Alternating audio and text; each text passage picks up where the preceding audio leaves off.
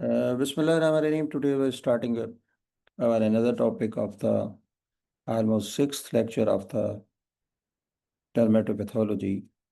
And slowly and progressively, we are moving from easiest topics towards the difficult topics. No doubt, histopathology plays a very important role in the diagnosis of these issues. But the history and all other investigations and the suspected diagnosis of the given by the dermatologist and the time of the biopsy when the dermatologists are taking the biopsy is very important to cooperate this one. One thing. Second thing is that I in my experience, I have observed that there are so many diagnoses that they do not match with the diagnosis of histopathologist and the dermatologist. For that, I usually advise the dermatologists and even the histopathologists to review again and to send these slides to your other peoples who are more senior, or even sometimes you ask the students who are junior or the resident. They have more knowledge as compared to that the current one to review this one. So today I am sharing another topic, that is the connective tissue diseases. And these connective tissue diseases, usually you all have seen that very difficult to diagnose them simply on the history and clinical examination and the investigations. So for that, the histopathology is very important. This all video is only for the educational purpose, especially for the dermatology students of Unit 2, May Hospital, King Edward Medical College, with collaboration of Professor Zaida Rani and her team. And there are, as we discussed, there are five main causes, and we already discussed inflammatory dermatosis. One was we have discussed already, and second we also discussed, and today we are touching with the sclerosing diseases and their diagnosis. In the connective tissue diseases, the most important disease that is the today that we will discuss, and then in regard to this scleroderma and morphia, there are different terminology with overlap each other. I will try my best to explain today these terminology as different or similar from each others. And even histopathologists do not assess this overlapping of these certain names. So scleroderma and the morphia versus Lichen, simplex et atrophicus, systemic sclerosis. We touched SLE, DLE in interface dermatitis, but today we will discuss this again because this is the topic actually. It especially involves the connective tissues. Suppose if you see this history. You see Rosa, a 35-year-old woman who has complained of puffy hands and feet for the past 4 months. On examination, the skin on the limbs and trunk is stiff and shiny with decreased markings. Other important findings are sclerodactyly, digital ulceration, and Raynaud's phenomenon. Pulmonary function tests were performed as well, and they showed a pattern suggestive of restrictive lung disease. Then you see Haruki, a 65-year-old who says that he noticed skin changes recently, stating that the wrinkles on his face have disappeared. He's also said that his acid reflux got worse in the past 6 months. On examination, his hands show Raynaud's phenomenon and sclerodactyly. The skin on his face and the arms below the elbow were tight, shiny, smooth, with no wrinkles. Pulmonary function tests are normal.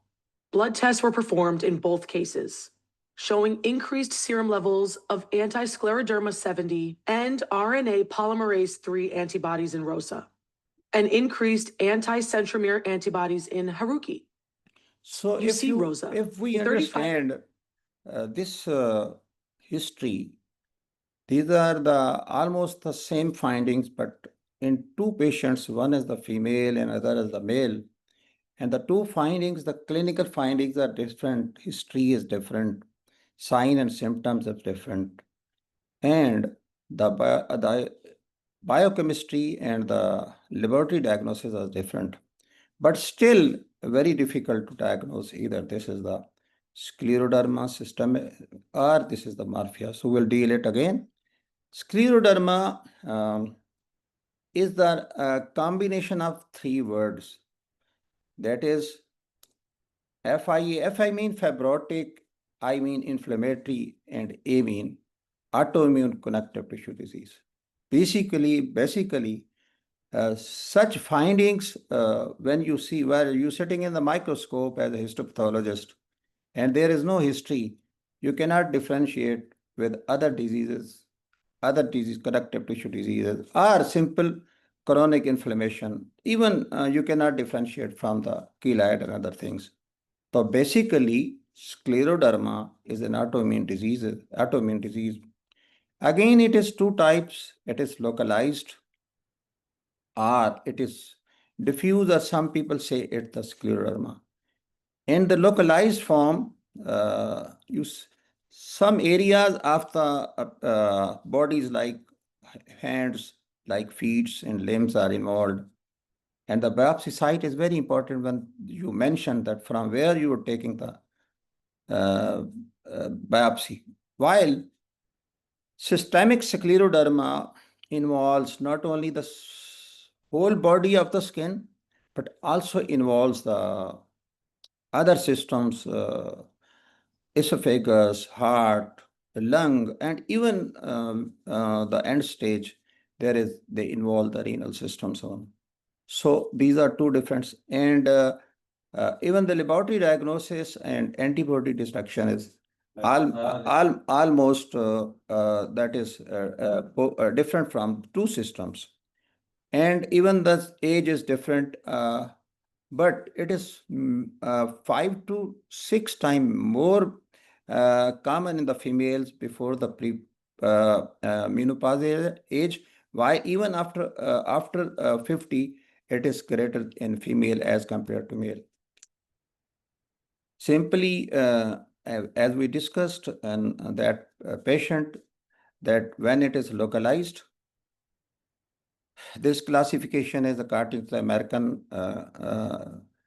Council of Rheumatology, and that was published in 2010. So this is the how we have to diagnose this patients. Even it is systemic, or it is sometimes nail capillaroscopy is very important, because in this case of the scleroderma, the nail beds, you will see the abnormal capillaries. Number one, dilated capillaries, intercapillary spaces are there, and their walls are thickening as compared to the normal. While in other diseases involving the connective tissue, these need this calciferoscopy is not seen. So again, as a histopathologist, I will advise to all the dermatologists that biopsy excision should be taken sufficient to involve this one, because either we have to see that it is involving the subcutaneous fat on it, because in keloid is a localized, while this scleroderma is systemic and involves the removes the fascia muscle, involves the fascia muscle, and even removes the fat, subcutaneous fat. So this is very important for this one. In microscopy, the first important thing we should start looking from epidermis, and then we go progressively down dermoepidermal junction, and then in the dermis we see superficial dermis, papillodermis, reticular dermis, and then this one. The message, my message to all histopathologists, that in this disease, the first bundle of the collagen is start depositing in the reticular dermis, and these fibers are regular, and these fibers are parallel, not the vertical, and not in a whorl form. If you observe that there is whirling or there is vertical or disorganized arrangement of these collagen, then think that this is not the scleroderma. This is one thing. Another important thing, you will observe the inflammatory cells, mostly the lymphocyte, but you will see plasma cell, histiocytes, and very some eosinophils can be seen. In the acute phase, you can sometime observe some dilated blood vessels and edema around the blood vessels. And you may see some erythrocyte outside these blood vessels. Anyhow, this is called non-infective vasculitis, while it is not leukocytic vasculitis. While we will discuss another disease where you will say leukocytoclastic vasculitis. So in this is a benign, very simple vasculitis. And in the late stage, you will observe more fibrosis and even see the deeper area that are the adnexals, which usually not involved and not fibrosed. And even as I told you, the deeper subcutaneous fats are also involved, and they are also depleted in this scleroderma. And with the passage of time, the fibrosis increases. There is thinning of the epidermis, and there is a loss of reti ridges, and then there is the inflammation extent is decreased, and you will see sometime not bubble gum, not bubble gum like collagen, but a regular collagen. You will see bubble gumming in the cheilites, and these are very thick and irregular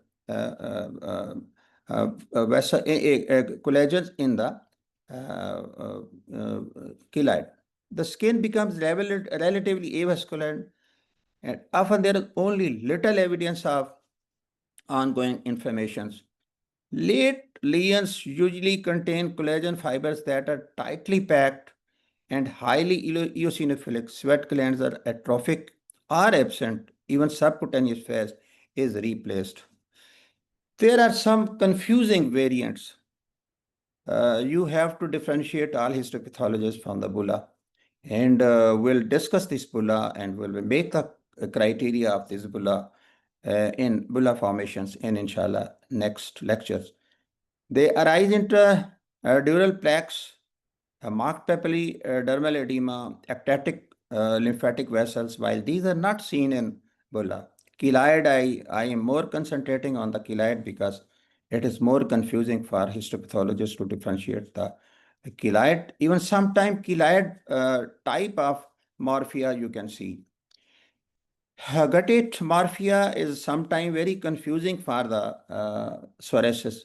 But again, you will see that their reti ridges will be absent, the collagenization was there, and very important thing, sometimes we'll see the mucin, which is absent in psoriasis one. So these are the certain criteria that the histopathologists and cytopathologists can see these criteria that I have made the classification of this one. And you can read, you can watch again this video, and PGRs should concentrate on these clinical orientation and the histopathological orientation of this one. Again, these are again certain generalized morphia and clinical presentation in this one. So I have included this one because on the request of certain PGs that also include the clinical presentation of the patient. As I discussed, different Lichen sclerosis is another differential diagnosis. How to differentiate scleroderma with the Lichen sclerosis, today we'll discuss in clear. So this is the story, this is the history. As I given the history in earlier in a video picture. So So this is, anybody can describe this one?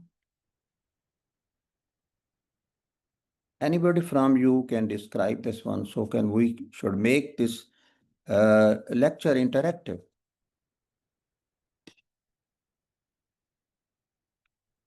Okay, any Asif, anybody? So if you see the histological picture, there is a diffuse collagenization, and there are certain areas from where you can see certain bluish pictures. This is certain, these are certain deeper areas. These are certain eccrine glands, they are also involved. So we cannot differentiate either this is a scleroderma or something else. But if we go another slide, another section, will start from this epidermis. In this epidermis, almost thinning. Here you see their ridges, they are start losing, and the inflammation, patchy inflammation. This is reticular dermis from that is more denser as compared to the papillodermis. So as I in the beginning told you that start looking here, but you see that these orientation are regular. These orientation are parallel to the dermo-epidermal junction is. They are not perpendicular as compared to other diseases. And this is eccrine glands, and these are some blood vessel around which you are looking these inflammations. So higher picture, collagens are regularly arranged, almost parallel, and there are between them there are streaks of some inflammation. And on the upper right side, you are looking them vessels and some glands, eccrine sweat glands. They are surrounded by these. So almost the uh, dermis has become thickened, and most of the adnexa and important thing has been replaced by the fibrosis, and these fibrosis are collagenized fibrosis. So this is another higher picture of this one. You can see this, the inflammation and the fibrosis is going down, and with the passage of time, there's these lymphocytes. These, you can see, this plasma cells are there. Some plasma cells are there. The eosinophilic plasma cells are there, and the mostly very few eosinophils are there, and no neutrophil there. Mostly this one is. So this is going to replace the deeper area. So in this, with the passage of time, this subcutaneous fat will be replaced, and the skin will become more denser and denser. This is another picture, and another picture. So in this. Okay, this one, this is a square punch, really deep punch. And you can see some inflammation cell, but it seems to be loose the fibroblast histiocyte in the dermis. And then the collagen bundle really thick. Good. And then the nexal structure, especially the eccrine gland, they lose kind of the fat, maybe, and this some also lose hair follicle. So it could be morphia. Very good. Yeah. So from low power, people sometimes say this is the square, or I guess more likely rectangle punch biopsy sign, that the punch has this like very like perfectly squared off look at the top, like the epidermis goes across and then it's straight down. And that's because the dermis is so densely packed with the more dense than usual collagen. And so then that's a good clue for morphia. And so what morphia is it's localized, like a localized form of scleroderma, right? So in some patients get a similar appearance who have actually like systemic sclerosis or a systemic form of scleroderma. But then other people get this localized cutaneous form that we call morphia. And it often presents as kind of like a firm, kind of depressed, indurated plaque on the trunk, and sometimes has a kind of slightly purple violaceous look clinically. Other times it can have a linear appearance and particularly on the forehead where it's been called un coup de sabre. I'm sorry for my French-speaking listeners for my poor pronunciation. I have a hard time with the French R and basically all the other French sounds, but un coup de sabre. So this was about the microscopic picture and of the scleroderma, but when it is localized, involving few areas, it is called morphia. When it is diffuse, systemic, then is another. Please switch off. Please mute your. Please, हाँ जी please ठीक mute है your. मैं उस दिन यहाँ admit नहीं हुआ क्योंकि हाँ। मैं गुजरात वाले से आया था, मेरे पीछे कोई आने वाला नहीं था। जी जी तो मैंने दूसरे दिन चौथाई लैब से ये रिपोर्ट करवाई है हाँ जी और मेरी बिल्कुल रिपोर्ट ठीक है। दिखाएं Please कि mute the mics.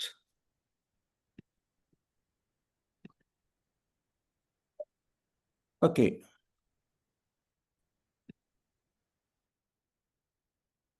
Okay. Now we another terminology that is called lichen simplex sclerosis, or another name is lichen sclerosis atrophicus. It is very confusing with the lichen sclerosis. I think please इसका T और होता है, इसका WBC ये पड़ा है 5 11 10 या 8।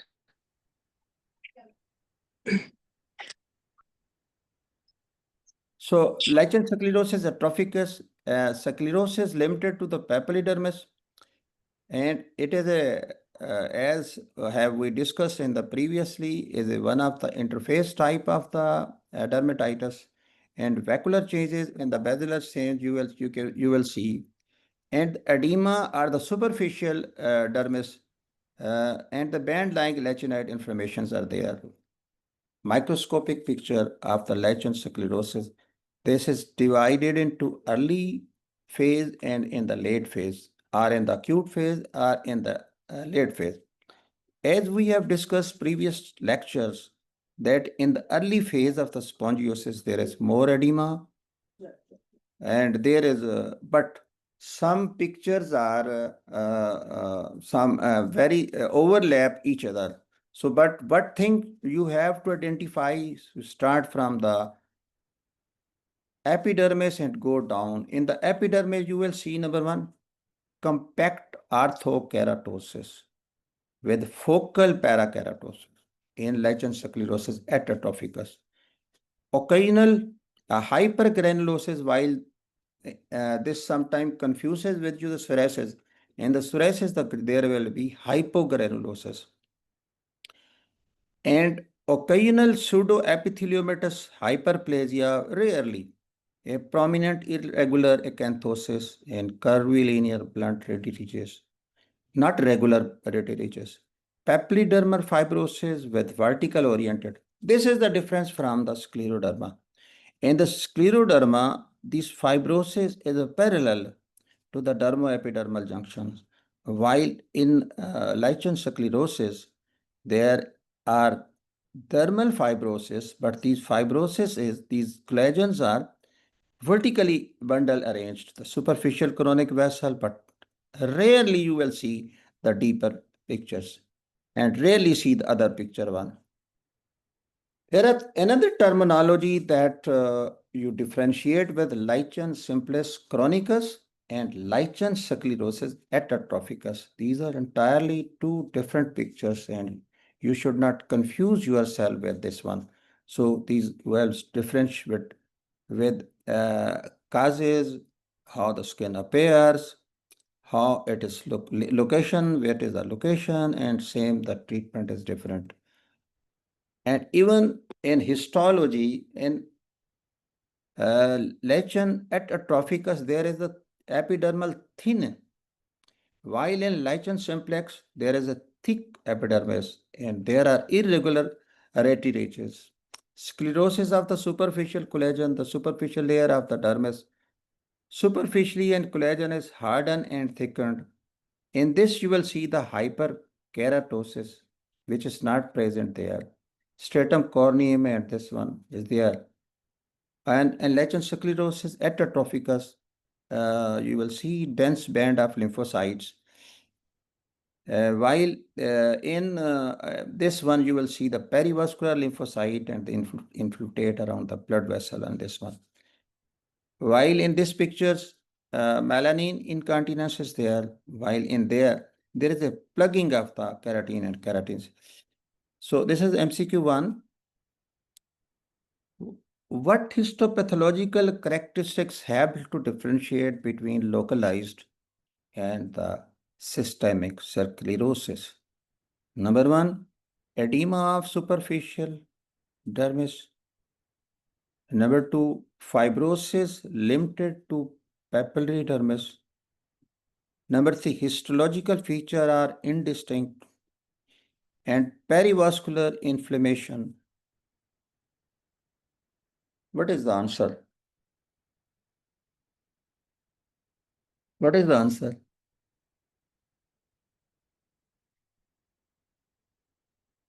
Anybody, what is the answer?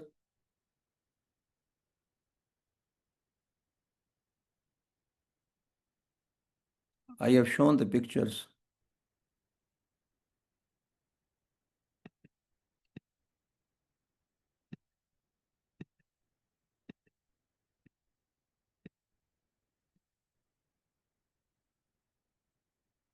This is the answer of this one.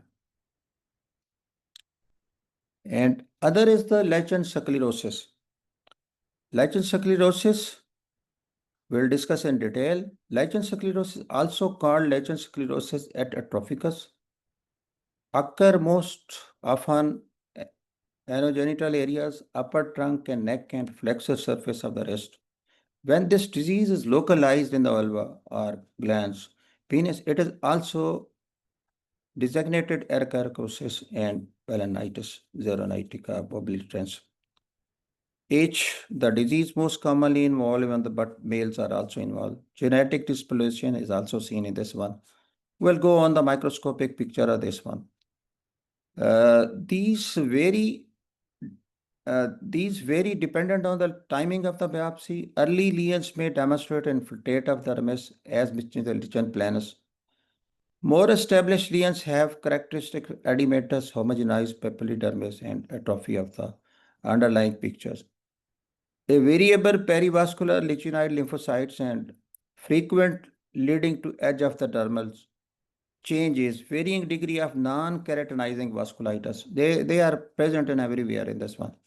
So this is the picture one. If you see the thinning of the stratum corneum, and there is a plugging of the this hair follicles, and in the dermoepidermal junction there is acellular area. This acellular area is fibrosis, but this is fibrosis is not regular. And then there is if you go deeper, you will see the compact, if you see after compact orthokeratosis, early atrophy, homogenized collagen fibers, and mild lymphocytic fibrosis in the deeper areas. This another picture that this is evacuation and dermoepidermal is avascular area, but the arrangement of the fibers are not regular as we have seen in the scleroderma. And then there is perivascular inflammation and demonstrates the vacuolization of this. So this is another picture, perivascular plugging and with keratin. This is a beautiful picture of this.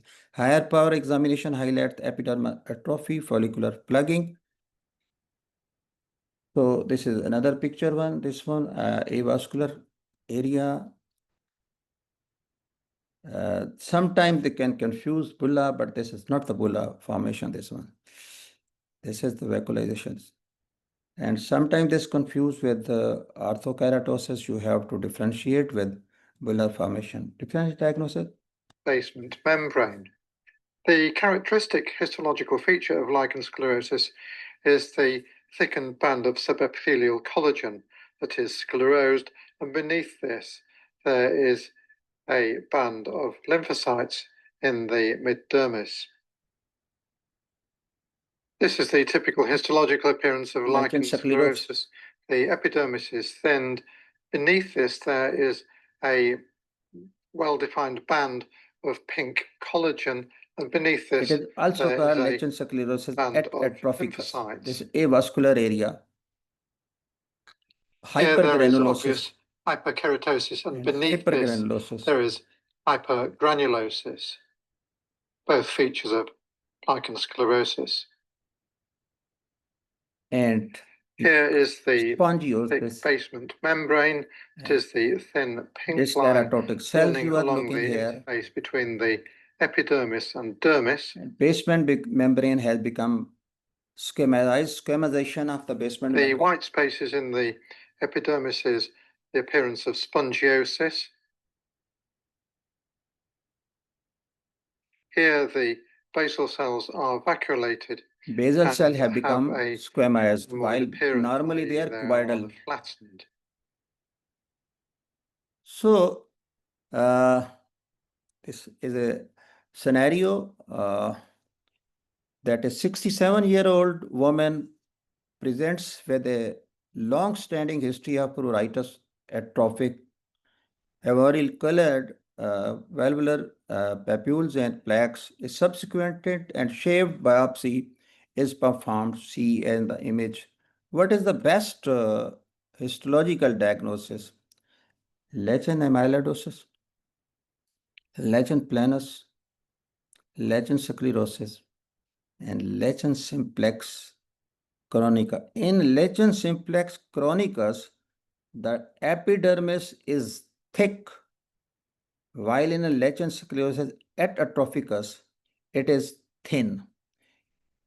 In dermoepidermal junction and lichen sclerosis, there is avascular area, while in lichen simplex chronicus, there is irregular cell distributions. So it is clear. The question is that it is lichen. It is not lichen. A is false. B is false. Question is actual answer is C. It is not. So in this one, the best answer is lichen sclerosis. Lichen sclerosis.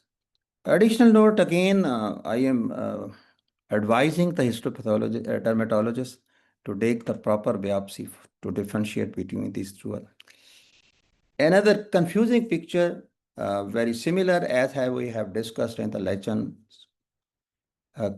chronicus et atrophicus, is the lichen simplex. This lichen simplex also confuse you, mostly sitting on the microscope with the psoriasis and lichen sclerosis, lichen simplex chronicus. You can well confuse you, especially with the lichen planus. But there is today we'll inshallah see the difference that you will never diagnose such case as a psoriasis or as a lichen planus. You will see epidermal hyperplasia, acanthosis, thick granular layer, elongate radicules. Elongated radicules, but they are variable in size. While in psoriasis, they are almost regular in size. Thick and granular layer, they are not seen in the psoriasis, while you will see here in the psoriasis. And these all pictures, epidermal hyperplasia, hyperkeratosis, acanthosis, thick and granular layer and elongated ridges are lost in the lichen chronicus et atrophicus. So simply in one word, you can differentiate these three pictures. The perivascular infiltrate almost may be seen in all pictures. Papillodermis is another important feature that you will not see in the psoriasis or in other areas. Vertical streaking collagen fiber you can see in both pictures, but the dermoepidermal junction, epidermis is more important to differentiate one. So if you come from upper side, hyperkeratosis, hypergranulosis, acanthosis, variable sized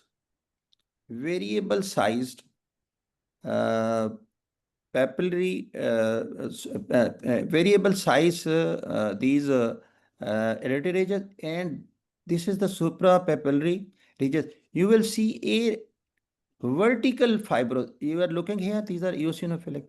You cannot see such changes. These are vertical fibrosis. These are vertical fibrosis. These fibroses are going towards the retirages and suprapapillary areas. So this is the differentiated point with the psoriasis and other things.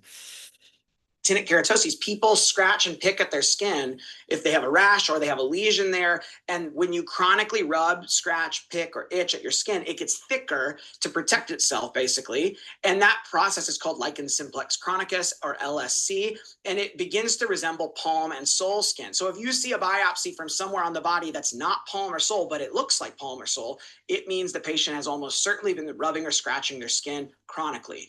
And the features you can see, there's acanthosis, but unlike psoriasis, the redi are of different size and shape, usually, or what we call irregular acanthosis. The granular layer is usually very thick. That's one of the most helpful features to me. And also, we get this pink band here, which is called the stratum lucidum. And it's only seen in acral skin or in lichen simplex chronicus rubbed and scratched skin. So anytime you see that band there and you're away from the acral sites, the palm and sole, you're probably dealing with scratched or rubbed skin. Now, sometimes this is the only finding, and then I tell the dermatologist, yeah, this is just LSC, and then they know, okay, good, because sometimes they'll biopsy it thinking is it actually an active inflammatory process. So if I see this plus again, differential spongiosis point or of from plethora-like squamous joint, carcinoma. It is well, then not I'll say there's squamous carcinoma. derm, and also there's LSC. So then they know, oh, there's still inflammation there, and I can try to treat that with an anti-inflammatory, like topical steroid.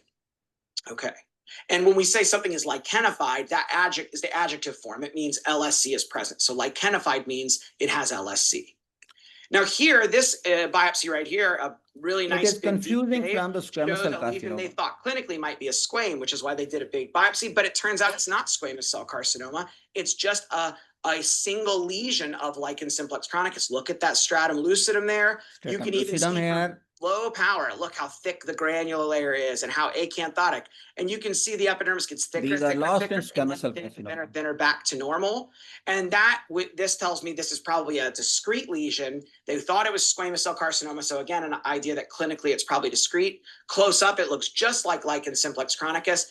And this is called prurigo. So these were certain difference. Once again, another picture sometimes confuses you. That is the lupus erythematosus. Cutaneous lupus erythematosus can be divided into chronic discoid lupus and acute systemic and subacute form. We have already discussed, but today I will give you the differential point, how you will differentiate lupus from other connective tissue diseases. Chronic discoid lupus erythematosus is a relatively common condition with distinct preference for women. As we all know, the scalp on the face and this one, all this one.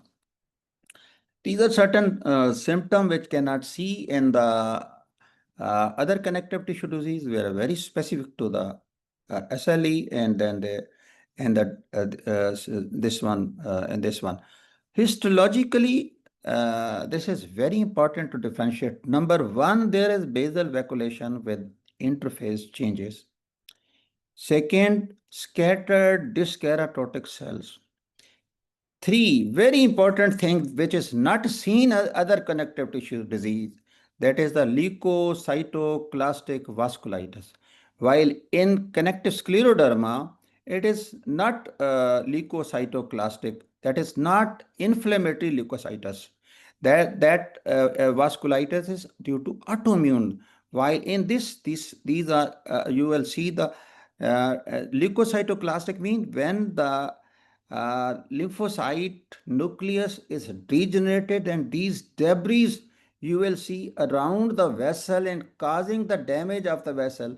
This is called leukocytoclastic vasculitis, and very important thing is for the SLE, this one. As it is discoid, usually biopsy here. This is follicular plumbing, epidermal atrophy, thick basement membrane. This is not seen in the other form. Thick basement membrane is very important differential point. And leukocytoclastic vasculitis, another vascular pathology in the acute one, this one. Periadinaxal sheath. This is another, if you find any eosinophil, you think something else. It is not discoid. And you perform other investigation of this one. So this is the picture of, this is the biopsy.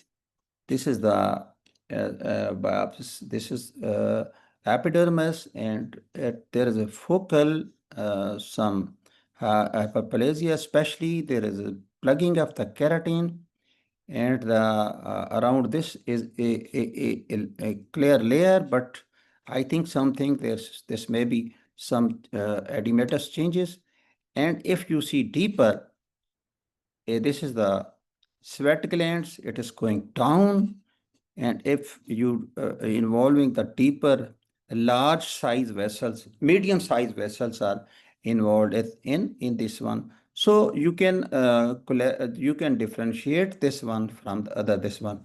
This is the higher picture, and in this higher picture, dermoepidermal junctions, this is spongiotic changes, and then there is some web-like structures. I think this is very important thing to differentiate for this. You are looking this one among this fibroblastic area. You are looking, this is web-like structures. This web-like structure is mucin. So you should concentrate that either it is a glycogen, either it is edema, or either it is a mucin, and then go for the stain to differentiate these all things. PS stain, mucin stain, and in the water you will differentiate on. So this is the plugging of the hair follicle, and you are also looking changes around the hair follicles, the same spongiotic changes. There is a one different type of the lupus that is called tumid lupus. What is the difference? There is no spongiosis in dermoepidermal junction. This is the one difference. Second difference is that they may present the same process as the lupus, but in minor changes, in small mild changes. While on the investigations, there are other things almost similar. Clinically characterized by smooth erythematous and edematous plaques, often in a sun-exposed area. Unlike other form of the lupus, the tumor lupus typically does not cause scarring and pigmentation changes. So in this picture, if you see the previous picture, there is spongiosis and dermoepidermal junction inflammation, while in tumid type of lupus inflammation, dermoepidermal junction, I'm going to hyper. This is the high power. If you see dermoepidermal junction, there is very clear-cut junction. There is no spongiotic change, and the other inflammatory cells are limited. But stem, if you see this some in fibers, in collagens, among the collagens, you are looking some web-like structure, and this web-like structure, when you stain, this is called this. Again, the DLE, we will same pictures, and here, come here. This is the either disc. I sent this slide to you, but hardly few of the students diagnose. I highlighting this one. This is the keratin, this is orthokeratin, this is hypergranulosis, this is spongiotic changes, and there is band, and there is melanin in the macrophages. So if you go higher power, you will see again the plugging, and this one term. This is pigmented variant of lupus. And if you go higher power, again spongiosis, bands of this one, but you will not see any eosinophil area. Saying there is sometime breakage of the cells, and keratin sometime area at best. So if we go, this is mucin. If we stain, this is the IgG and IgM band. This is the granular and regular in the dermoepidermal junctions. And this is the mucin stain, and this is the picture of this. The last, that is the cutaneous dermatitis. We also touched it, but again, I will discuss this one. That when it is also a systematic disease. Dermatomycitis is inflammatory disorder affecting skeletal muscles and the skin, characterized by clinically by proximal symmetric muscle weakness and the cutaneous lesions. There are cutaneous forms of the without muscle involvement, sometimes terms as dermatomyositis or sign myositis. Sometimes only the skins are involved. Microscopically, the skin changes may be those of the non-specific chronic rheumatitis or may acquire the features very similar to the systemic SLE, but if you are confusing with SLE, the antibodies and other things are ANA, they are absent in this one. Sparse perivascular lymphocyte and infiltrates markedly increase in dermal mucin. Microscopically, non-specific and as we have discussed, the muscles show myositis, myofibrillar necrosis, fragmentation and phagocytosis, late myofibrillar atrophy, and the fibrosis one. And we have to negative C5 and C9, again a different point from the SLE. Suppose it is positive here. It is this is positive. This is negative. IgG, IgM, they are negative and they are positive. I have written mistakenly though. So this is the subtle vacuolation and interface changes and increased dermal mucins. And with the Elsine blue, we'll see the mucin. So this was about what is the myositis is a condition that affects the muscle, skin, and blood vessel, and it is both inflammatory and degenerative inflammatory myopathies. And category are different as this one. So dermatomyositis, what are this is the one questions. This is the IFA ANA results. Greater 1 in 80 size was interpreted by the homogeneous pattern of South American woman who presented with the fever 102 Fahrenheit and fatigue with the arthalgia and Raynaud phenomena. The provider orders routines of the exercise are the nuclear ENA and profile of RSSA and La SSB. SMA, Smith antibodies, RNA and antibodies, sclerosis antibody, all are done. Both SMA or NNP were found to be positive while other are negative. What conditions? Rheumatoid arthritis, scleroderma, Sjogren's syndrome, lupus. The question is, the answer is the lupus. I have given the detail. You see the detail when sitting peacefully, calmly, and I guess you see the why it is positive, why it is negative, what type of antibodies are positive, what type of antibodies are negative one. So this is another 32 years woman presented with a hyperpigmentation, skin biopsy was done. So what is this one presentation? There is a superficial and deep acrine infiltrate. Which of the following conditions are there? This is the discoid lupus is the one. This is another picture, and this is the edemas one, and the diagnosis is cutaneous finding presented to the lupus as one. So one message, additional notes to all of you. My request is that when you are going to diagnose these all things, you should concentrate about your biopsy and other things. So time of the biopsy is very important. And so any questions? Almost I have covered different histological pictures, clinical pictures, radiological pictures. And I have tried my best to compare and highlight for histopathologist and for the dermatologist. If you ask a question, most welcome.